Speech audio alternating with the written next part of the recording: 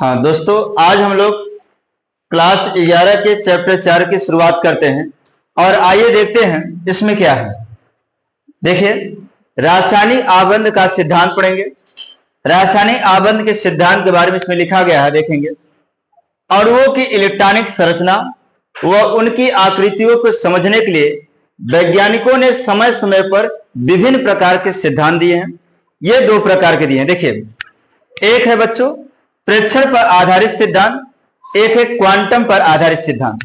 प्रेक्षण पर आधारित सिद्धांत भी दो प्रकार के, रासायनिक आबंध का इलेक्ट्रॉनिक सिद्धांत, सहजकता कोश इलेक्ट्रॉन युग्म प्रतिकर्षक सिद्धांत, और क्वांटम पर आधारित जो सिद्धांत ये भी दो प्रकार के, सहजकता आबंध सिद्धांत और अणु कक्षक सिद्धांत है। इसमें से हम लोग समझेंगे रासायनिक आबंध का इलेक्ट्रॉनिक सिद्धांत। रासायनिक आबंध का इलेक्ट्रॉनिक सिद्धांत जो है ये परमाणु के घन अर्थात उसके अष्टक पर आधारित होता है। जैसे लिथियम का परमाणु क्रमांक कितना है? लिथियम का परमाणु क्रमांक होता है 3।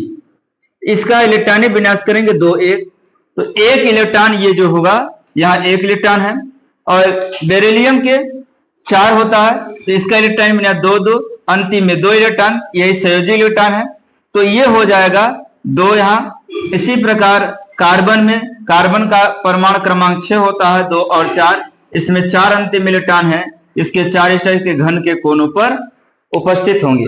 इस संरचना को हम लोग बोलते हैं रासायनिक आबंध का इलेक्ट्रॉनिक सिद्धांत। लुईस पर आधारित होता है।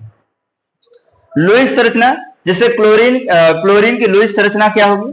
क्लोरीन का परमाणु क्रमांक 17, इसका इलेक्ट्रॉन में 2 8 7 इलेक्ट्रॉन जो है, इन इलेक्ट्रॉनों की इस तरह से दिखाना बिंदु के रूप में लुईस संरचना कहलाता है ना। और हाइड्रोजन का 1 होता है, एक इसका भी 1 1 इलेक्ट्रॉनों के साझेदारी से बने बंध को एकल बंध कहते हैं। इस प्रकार का आबंध बना, मतलब हाइड्रोजन और क्लोरीन जुड़ करके हाइड्रोक्लोरिक अम्ल का निर्माण करते हैं। अगली हम लोग हेडिंग समझेंगे सहजकता कोश इलेक्ट्रॉन युग्म प्रतिकर्षण सिद्धांत। चलिए ठीक है बच्चों।